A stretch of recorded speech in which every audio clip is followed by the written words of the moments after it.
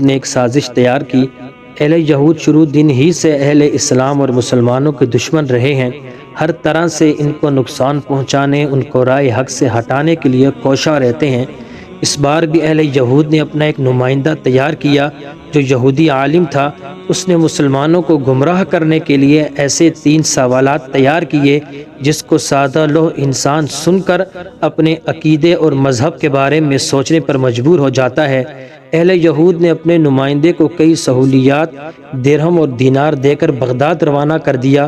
جب وہ بغداد پہنچا تو اس نے وہاں کی سب سے بڑی جامع مسجد کا انتخاب کیا کہ یہاں نمازی زیادہ ہونے کی وجہ سے میں اپنا مدعا ان کے سامنے بآسانی پیش کر کے ان کو دین حق سے ہٹا دوں گا۔ پس جیسے ہی لوگ نماز پڑھ کر باہر نکلے تو اس نے ان سے سوالات کرنا شروع کر دیے۔ پہلا سوال یہ کیا کہ بتاؤ اللہ کہاں ہے؟ دوسرا سوال یہ کیا کہ اگر اللہ ہے تو اس سے پہلے کہاں تھا؟ تیسرا سوال یہ کیا کہ اللہ اس وقت کیا کر رہا ہے؟ ان سوالات کا جواب عام مسلمانوں کے علاوہ علماء کے پاس بھی نہیں تھا۔ پس یہ بات اس وقت کے خلیفہ عبد الملک بن مروان تک جا پہنچی۔ اس نے یہ سوالات اپنے شاہی دربار کے علماء کے سامنے رکھے، وہ بھی اس کا جواب دینے سے قاصر رہے۔ بالآخر خلیفہ نے کوفہ سے ایک نوجوان بلوایا۔ جب وہ نوجوان آیا تو خلیفہ نے اس یہودی عالم کو بھی دربار میں حاضر ہونے کا حکم صادر فرمایا اور کہا آپ اپنے سوالات اس نوجوان کے سامنے رکھیں۔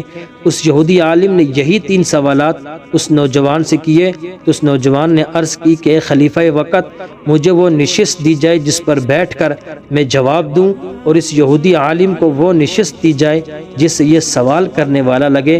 پس یہودی عالم کو سامنے نیچے والی نشست پر بٹھا دیا اور کہا آپ اب اپنے سوال دہرائیں۔ تو یہودی عالم نے کہا کہ بتاؤ اللہ کہاں ہے؟ دوسرا سوال یہ کیا کہ اگر اللہ ہے تو اس سے پہلے کہاں تھا؟ تیسرا سوال یہ کیا کہ اللہ اس وقت کیا کر رہا ہے؟ اس نوجوان نے مسکرا کر کہا کہ آپ الٹی گنتی 10 سے لے کر 1 تک گنے۔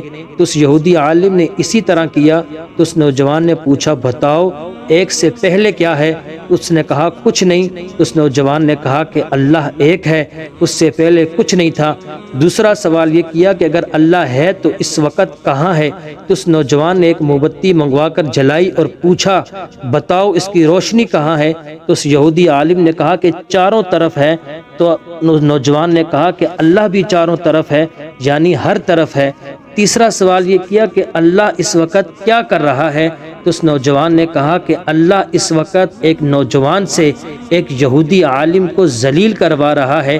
اس نوجوان کی ذہانت سے لوگ بہت متاثر ہوئے، اور یہ وہی نوجوان تھا جسے دنیا امام اعظم ابو حنیفہ کے نام سے جانتی ہے۔